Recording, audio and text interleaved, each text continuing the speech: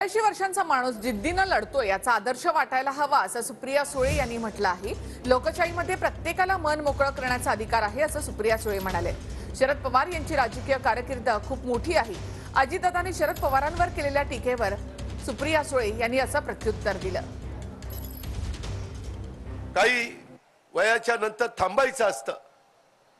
हा वर्षानुवर्ष चालत आलेली ती परंपरा आहे, परंतु काही काही जण ऐकायला तयार नाही। 80 झालं तरी माणूस रिटायर होणार, 84 झालं तरी तुम्ही थांबणार, काय चाललंय काय? अरे आम्ही आहे ना करायला, आम्ही कुठं चुकलो तर सांगा ना आम्हाला। त्याच्यामध्ये आमच्यामध्ये तेवढी धमक आणि ताकद आहे। ठीक आहे, लोकशाही आहे, प्रत्येकाला त्याचं मन मोकळं करायचा अधिकार आहे। पण तुम्हाला सांगू, actually it is so cool, मला विचाराल की 84 ला पण माणूस एवढा जिद्दीने लढतोय, हा खरं तर आदर्श असला पाहिजे। नाही, पवार साहेब has played a glorious innings.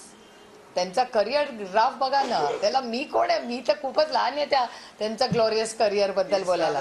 काही कुठेतरी सोशल मीडियाचा वापर करून आपली प्रसिद्धी मिळवावी हा माझा स्वभाव नाही।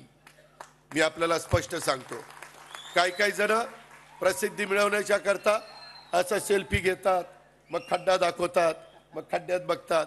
ही सगळी नौटंकी मला जमत नाही।